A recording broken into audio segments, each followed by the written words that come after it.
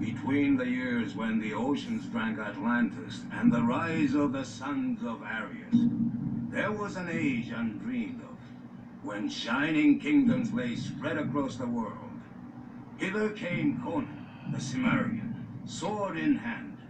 It is I, his chronicler, who knows well his saga. Now let me tell you of the days of high adventure.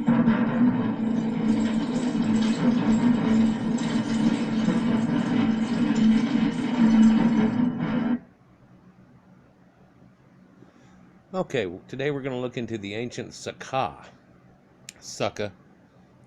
And for the land of Saka under the Sassanid dynasty, you want to look up Saxxons here. And it'll show you an area that they were in during that time.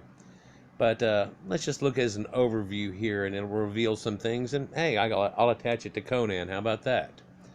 The Saka, or the Shaka or Saka, Persian, Old Persian would be Saka. Shaka, ancient Greek, is Sakai. The Sakai, Latin Sakai. The Chinese show an actual temple with a cross up under it, if you can make that out there. Sek, which pulls it to Sumerian and Egyptian. Sai, there's a weapon. It is a handheld trident.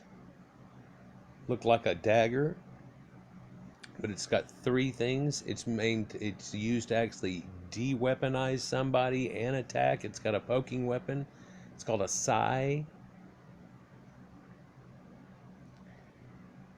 These people were a group of nomadic Iranian people who historically inhabited the northern and eastern Eurasian steppe and the Tarim Basin.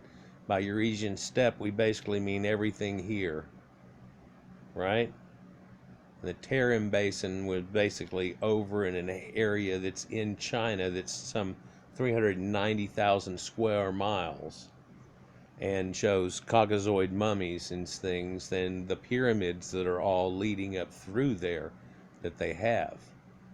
Now, through closely related, the Sakas are to be distinguished from the Scythians of the Pontic steppe and the Massangete of the Aral Sea region, though they form part of the wider concepts of the Scythio-Siberian or Scythic cultures.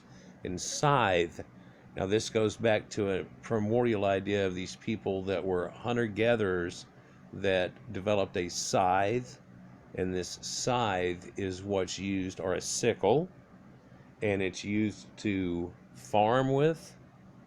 It was also used to castrate Uranus, right? A scythe. This is also the symbol of Father Time, and the scythe, and the crescent moon, and the symbol of the scythe that's on the Russian flag to this day. Well, let's continue here, though. Like the Scythians, the Sakas were derived from the earlier Andronovo and Carrick cultures. Now, Andronovo cultures really runs from, see if they'll show you a good picture here. No, but it's Bronze Age people, 2,900 BC, Western Siberia, Central Eurasian steppes. And there's a thing down here I'll show you here shortly that'll show you a spreading out and a knowledge spread and technology going along with it out to separated peoples. They go right here. They were racially Caucasoid, and their language formed part of the Scythian languages. Prominent archaeological remains of the Sakas include the Issyk burials and the Issyk Kurgan. So here we have the Saka Suni, or the Saxxons, and the sons of Issyk, and the people that come from Issyk are the sons of Issyk and the Kurgan burials. Now, Pazarek burials show you things like this. It looks like, in some of these pictures, a Frenchman almost riding on a horse with the mustache, and I'm riding on the horse through all the way to China. Uh-huh. And then the Kurgan burials, of course, are these mounds, these primordial mounds that you see all through Eurasia and even off into Britain in areas, and the burial mounds they have there for the ancient Celts. Right? This starts tying some things together in these Saxons that we hear about, and Issyk, artifacts of the Ordos culture. You you see something like this from the Ordos culture, and if I was to tell you this is an artifact they found over in Wales that dates to about 11 or 1200 AD, you'd be like, yeah, okay, so, but no, it actually is something that dates from the 6th to 2nd centuries BC, and it's part of the Scythian art, and it's known to represent the easternmost extension of the Indo-Europeans and the primordial Proto-Indo-Europeans that we used to call Aryans but can't really anymore. Let's continue. Tilia Tepe is an archaeological site in northern Afghanistan up above the Tigris and Euphrates River, and it's on the edge of Greco-Russian area. It was excavated back in 1978 by Sierrandi, and it's up in here, this area.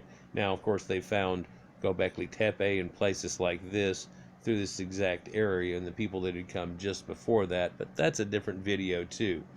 It's been suggested that the ruling elite of the Xiongnu were of Saka origin, and this is, if you're seeing it in the map up there, quite a bit of the Chinese steppes in Mongolia and so on. So here we have that.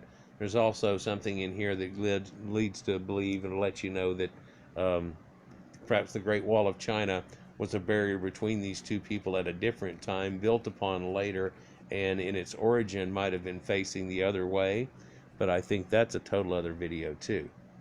Now, in the 2nd century BC, many of the Sakas were driven by the Yahuzi from the steppe into Sogdia. Now, Yahuzi were also Caucasoids. They're an ancient Indo-European people, first described in the Chinese histories as nomadic pastoralists, living in the arid grasslands and stuff here, and they're up here above India and run across. This pushes people down into Bactria, and then these people come off into the top part of India. This is your Aryan invasion, if you will, but since they were the same people that were there that came back twice, you can't really call it that. But let's and they went into Sogdia, and you can see the region that's shown there on the map there, and Bactria, which is, let's see if it'll show you a good picture of that too. Bactria in the steppe area leading all up into the mountains and all this fertile valley. And you can see here we have this Oxus River, and this is the fertile valley that runs through there. So not only we're finding fertile valley situations attached to every single one of these areas where these people are bringing these knowledge. These area people bringing knowledge to the area, and they used to be able to be called Aryans, but now they're called Proto-Indo-Europeans. We're looking at a special sect of them that pulls out later, and what they pull apart, they're known as the Saka and the Saxxons and Saka Suni, and these are your Saxxons, and they have a derivative it'll show you. Now,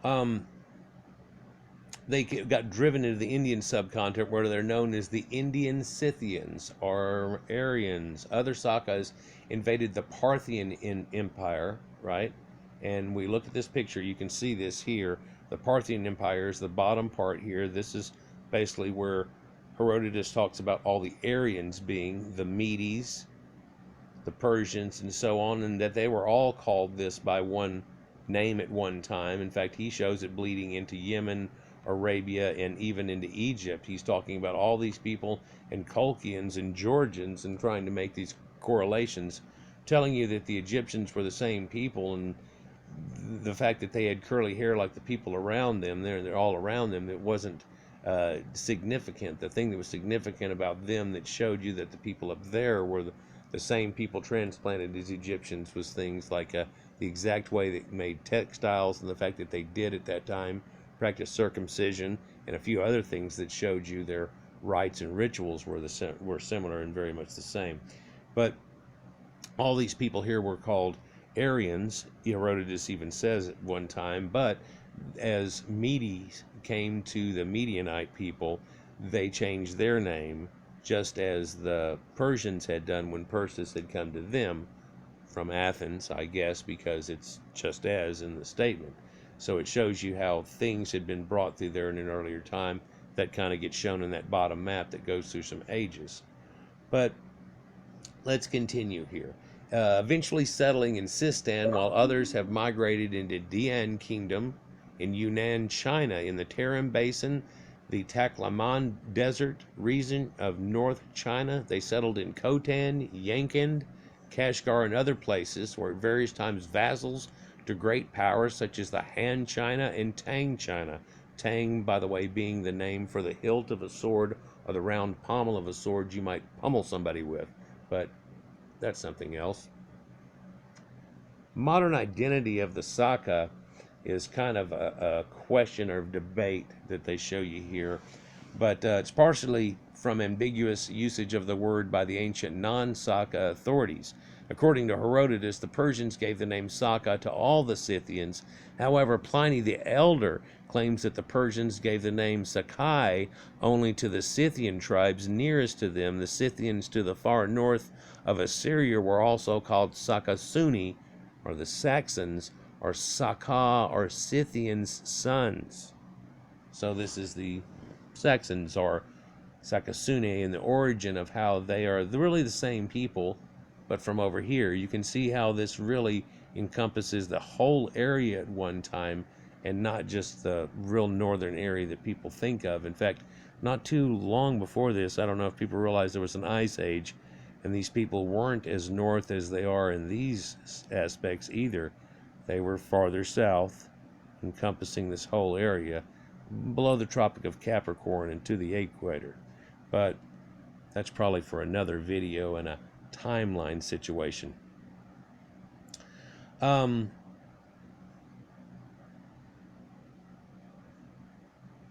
The Scythians to the far north of Assyria were also called the Saka Suni by the Persians. The Neo-Assyrian Empire of the time of Esarhaddon recorded campaigning against a people they called in the Akkadian the Ashkuza or the Huza.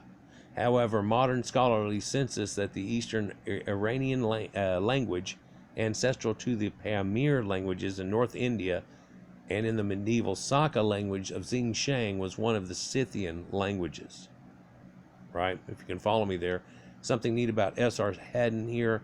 I always thought that, when I was a kid, one of the things that really was expounding upon me was watching Carl Sagan's Cosmos as it came out in its very first times. I remember waiting for him, and so on. But in one of his famous books, Contact, which actually they made a movie out of with Jodie Foster, where she goes and meets her father and things. I don't know if you've seen it, but it's quite spiritual. It's something that he wrote, being involved in the space program and all the type of things that were there. And if you'll remember, the guy that ran the program, the one that paid for everything, the guy that was bald-headed and up in space there eventually and want to take a ride, that guy was named Esarhaddon. And that name has slapped me about 10 times in my research. Things keep leading back to and blah blah blah and Esarhaddon, and I'm like, wow. I'll reveal a lot more to things about that when we go through the Sumerian Akkadian situation again for, I guess, the third time. Another people called the Gimari were known in ancient Greeks as the Cimmerians. So here we have our connection with the Cimmerians because Conan the Cimmerian, as he just said, right? These were closely related with the Sakas. In biblical Hebrew, the Ashkuz or Ashkenaz are considered to be direct offshoot from the Gemiri, or Gomer people. And if you look at the diaspora and the 12 tribes and how they show where they come out to, it leads you to be that this may be one of the people that are a group. Now, of course, if you go with the biblical model of everything, those people go back to all being the same people and not same people, kind of cousins of each other. Once they encountered the people of the Afar, they mated with those. And as they changed over time, and then those people had some influx or admix, slight or more in different cases, population infestation or not in certain cases. But Saka were regarded by the Babylonians as synonymous with the Gimari. Both names are used in the trilingual Behestan inscription of Darius. It's carved in 515 BC on the order of Darius the Great, who in his thing says, I am Darius, I am this, I am an Aryan. Straight out, so it shows you another connection to that. And of course, these Persians. Now, these are ancient Persians, if you will. These people were reported to be mainly interested in settling in the kingdom of Urartu, which, if you look at Urartu, it's actually right up there in the edge of the Caucasus Mountains. I mean, here's the Caucasus Mountains, right? And here's the giant lake, and the fertile lines running into it. And again, it's a double fertile valley situation, right? Just like the Tigris and Euphrates. And we'll get with that Tigris and Tigra situation here in a second. So, later part of Armenia, what we know of today. Now, the Scythians and Ut province derive its name from them. The Behistun inscription initially only gave one entry for Saka, but they were, however, further differentiated later into three groups. The Saka Tigrakata, which is a tiger tail, is what that means actually, but they're saying that they are the Saka with pointy hats and caps, as perhaps seen in the picture over here, if you can catch the edge of it, right there. Those pointy hats that you see with Scythians and you see with the ancient Phrygians. It's known as a Phrygian cap. This can be seen infesting this entire belief in this area here, and you see it, as I've shown quite frequently recently, of the Phrygian capped boy who is Mithra attacking the Taurus the bull, stabbing him in his throat, causing the Pleiades to give forth its sacred shower of asteroids that leads to a people having Halloween and Day of the Dead and things like that. Excuse me. So we'll go into that again in a minute. Pointy caps. I'll get to that here in just a second, as soon as I tie three things together here. Now, there's also the Saka known as the Saka Homa Varga. Interpreted as the Homa drinking saga. But there are other suggestions. But Homa, again, relates to that video that I have banned in 244 countries about Aryans and horse burials, and that they had found that this ancient drink called Soma was actually made of cannabis, ephedra, and poppy, and that it was a sacred drink that they had, and they had incenses made of cannabis and all of these other things going on. So apparently they were a partying kind of people, or somebody who used that to get closer to God, if you will.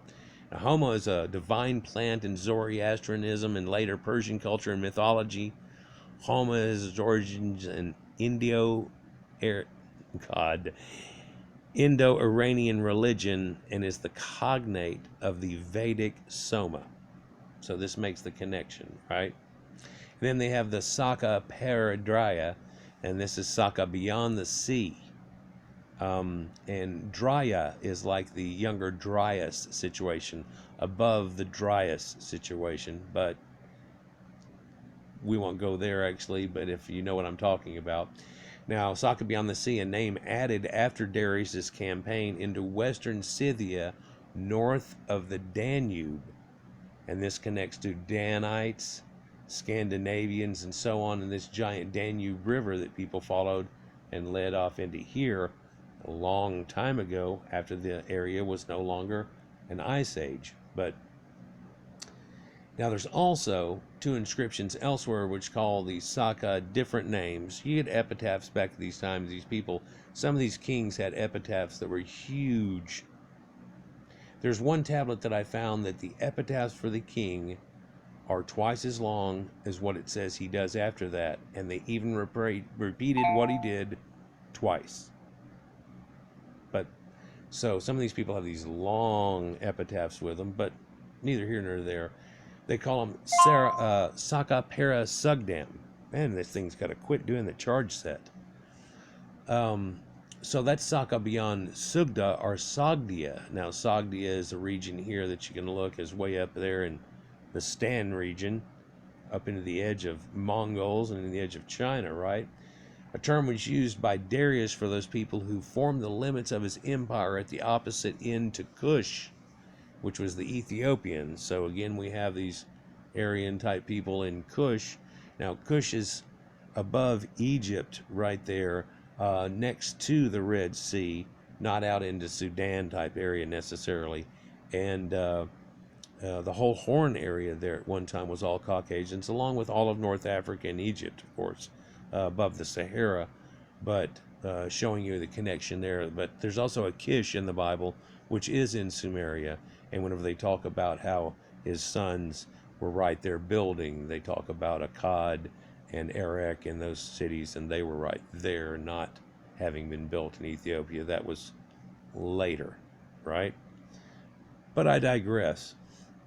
They also call them the Paradryer, which are Western Scythians, or European Scythians. Now this goes with scythes. This Scythian goes with scythes. Scythes are from people who are farmers. People who have developed this sickle or scythe to use in farming, right? It's also used to castrate Uranus and a few other gods that correlate. But that's not in this video either. But it still shows you this these Scythian people, these people that were farmers and bringing scythes, bringing farming.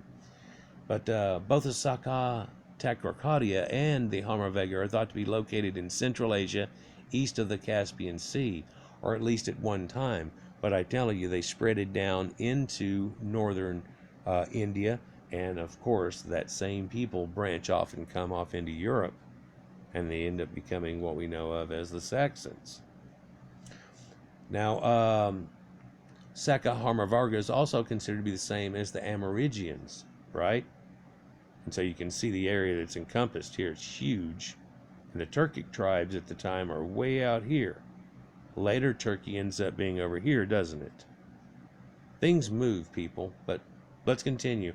The Saka tribe in the closest proximity to Bactria and Sogdia, it has been suggested that the Saka Hammerweger may be the Saka Parasudgam. Therefore, Saka Hammerweger is argued by some to be be located further east than the Tigris.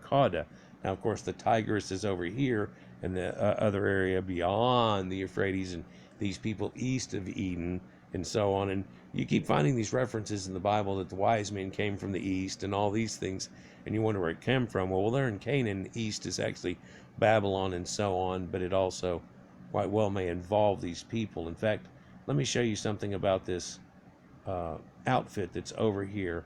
One thing I'd like to mention about it is it's scaled. Their description of this is a man that's wearing a fish suit, that he's scaled like a carp, and you know that they have carp up there, but ironically carp are mentioned by Enki and in his abode and how he had kept them and their shiny gold scales and all these things.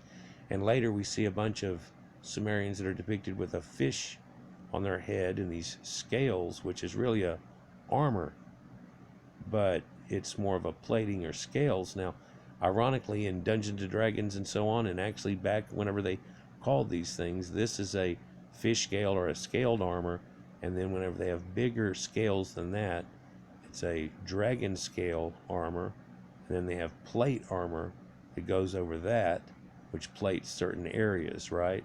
Shoulder pads and so on, almost like a football outfit, and we go from there. Whereas the weapons get stronger and stronger, people get more and more armored. But let me show you something here that shows you about these pointy hats, and something that's been found about the ancient Aryans and what these pointy and Phrygian caps and things also have correlation. The most famous period of the Inquisition began in 1478 in Spain. Many Jews and some other sects considered deviant were labeled conversos, having been forced to convert to Christianity. Many were accused of practicing their faith in secret and were sentenced to death. Some of the occult acts considered heresy included sodomy, child sex rituals, and child sacrifice, especially around the religious holidays. While many suffered unjustly as scapegoats, including false accusations, it must still be mentioned to gain a full objective understanding. By 1492, Christopher Columbus, who was in fact a converso, set out to relocate to what eventually became the 13 colonies, a number that is not a coincidence.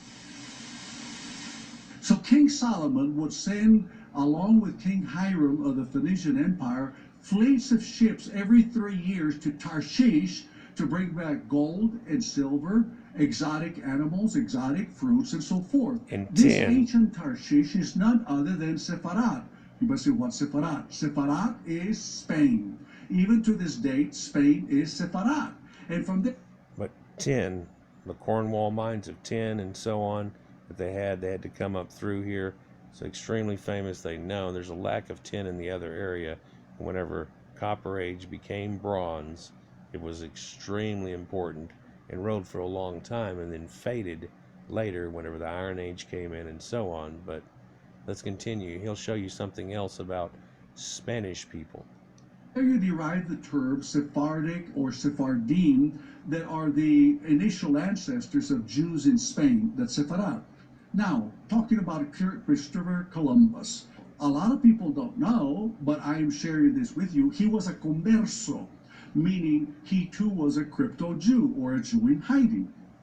It so happens that the majority of the passengers on La Niña, La Pinta, and La Santa Maria, his fleet of ships, were of our kind of surname. What kind of surname? Hispanic surnames, Spanish surnames. We are the descendants, many of you are descendants of the secret Jews of Spain. That's the crypto Jews I'm referring to. For 150 years during the Spanish rule, Jamaica, this island that we think of as a tourism capital, was a homeland for Jews avoiding the threat of the Inquisition. It was a haven in the New World. When the Inquisition finally did threaten, they got in touch with England, they conquered the Jamaica, kicked out the Spanish, and allowed the so-called Portuguese to come out of the closet as Jews. What did the Jews do? They became the merchants of Port Royal. They had been trading here in the New World from the get-go for 150 years with other conversos, secret Jews in all the different colonies. That ties it closer, but let's look back. Inquisition, let's begin the Inquisition. Look out, see, we have a mission to convert the Jews. Now let's look back on farther display than that. in Berlin, in a room by itself, is this late Bronze Age hat made of thin gold leaf, serving as an external covering on a long, conical brimmed headdress, probably of an organic material, like in this image, and is the best preserved specimen among the 4 known conical golden hats discovered in Europe so far. There are 2 others that were found in southern Germany, and the last in western France. These hats served as astronomical and calendrical functions belonging to ancient Aryans, famously regarded as sun worshippers and agriculturalists who used these stunning hats to chart all of the phases of the moon and sun. Some research has demonstrated that sowing seeds on the new moon and harvesting on the waning moon greatly improves the quality and abundance of the harvest. The symbols on the golden hats are a logarithmic table which enables the movement of the sun and moon to be calculated in advance. Researchers discovered that the 1,739 sun and half moon symbols decorating the Berlin hat's surface make up a scientific code which corresponds almost exactly to the Metonic cycle discovered by the Greek astronomer Meton in 432 BC, about 500 years after the hat was made, which explains the relationship between the moon and sun years. Knowledge of the sun and moon and their phases would allow them to make long-term, empirical astrological observations and could partially explain why their priest class were esteemed with magical status, the hat now most commonly associated with witches or warlocks.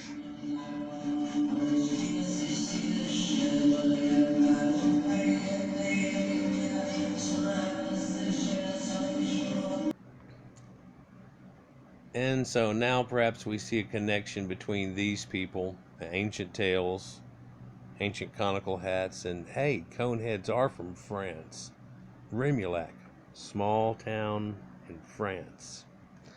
So let's continue here. In the modern area, the archaeologist Hugo Winkler, back in 1863 through 1913, was the first to associate the Sakas with the Scythians.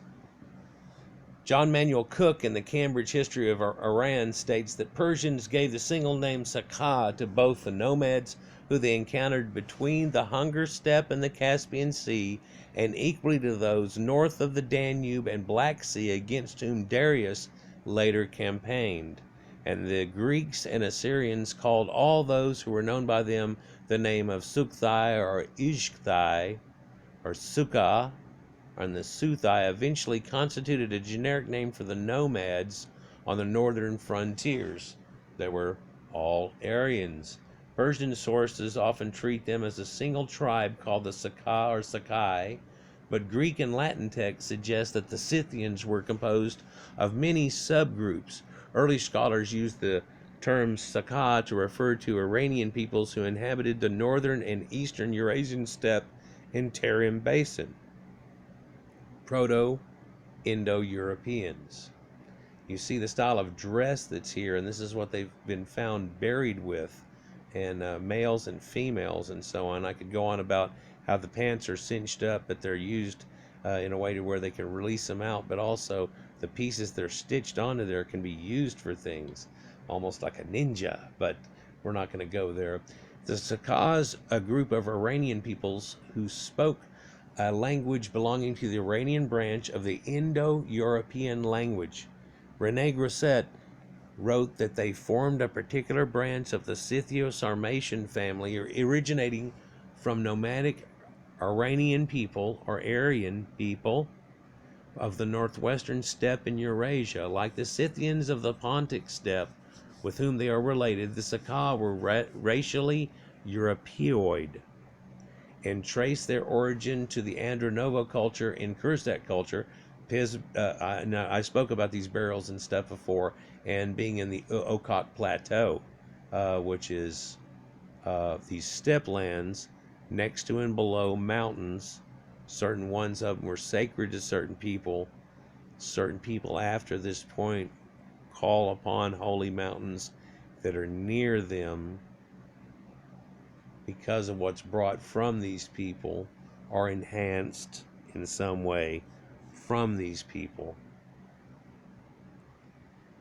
Now, Ordos culture also connects with it, and I told you about the ruling Zonggu class of China that are from there.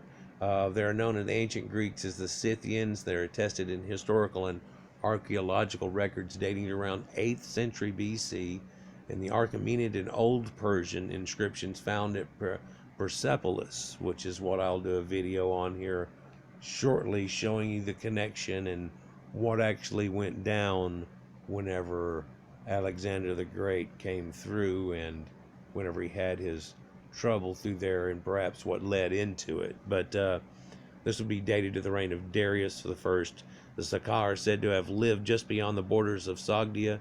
Likewise, an inscription dated to the reign of Xerxes, which has them coupled with the Dahay people of Central Asia. Ding, ding, ding. The contemporary Greek historian Herodotus noted that the Achaemenid Empire called all of Scythians as Saka, right?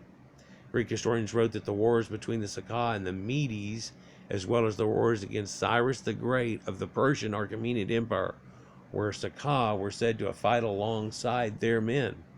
According to Herodotus, Cyrus the Great confronted the Massengetae, a people related to the Saka, while campaigning to the east of the Caspian Sea, and was killed in the battle in 530 BC. Darius I also waged war against the eastern Sakas, who fought with him 3 armies, led by 3 kings according to Polynaeus. In 520 to 519 BC, this range, Darius I defeated the Saka Tigracata tribe, or above the Tigris people, up at the tail, and captured their king Skungha, depicted as wearing a pointed hat in the Behishtan. And if you look at these pictures over here, they show you each of these. The Saka, the Sakai, and the overseas Saka. They really don't have much difference to them. But what they do all have is pointy hats and Phrygian hats on. They all have a little bit of a beard and a mustache. Presumably between the Greeks and Thracians on the western side of the Black Sea, the Saga with pointed caps, the Huma drinkers from the further east, and the soldiers of the Achaemenid Empire Xerxes tomb detail. It's from around 480 BC. You find Herodotus talking about lotus eaters and things too, but that's in another video, and Actually, it goes deeper than that, but here we go. The territories of Saka were absorbed into the Achaemenid Empire as part of the Chersomia. These people, you can get a good look at their Chersomia was a satrapy of the Achaemenid Empire in Persia. Chersomia had been part of the Achaemenid Empire before 522 BC. They tell you here, over there they tell you 480. They're telling you way before 522. These people were there and ruled by Parthia. So here we have the Parthia situation and the Parthenon again, and Anon being for tomorrow. This included much of the Amu Darya, or the Oxus River Valley situation that you see right here. It's in Central Asia. And Seir Darya, and Seir is an origin also of the word Syria, right? And also known as Jakartes. Jakartes.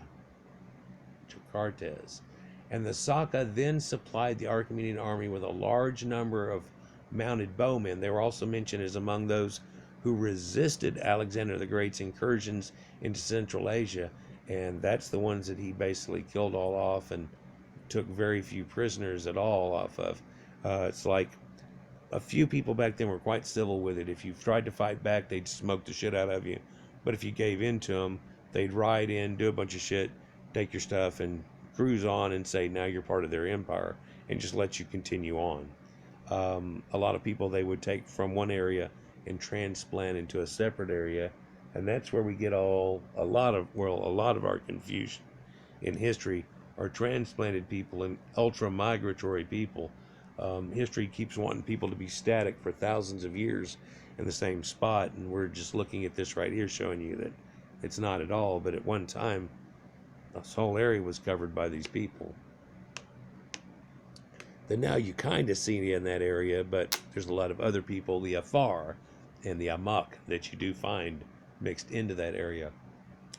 Now the Saka were known as the Sak or Sai to the Chinese, showing again the temple with the cross under it, and ancient Chinese records. These records indicate that they're originally inhabited by the Li and Chu River valleys of modern Kyrgyzstan and Kazakhstan. In the Book of Han, the area was called the Land of the Sak, i.e. the Saka. The exact date of the Saka's arrival in the valleys of the Ilchu is unclear. Perhaps it was just before the reign of Darius.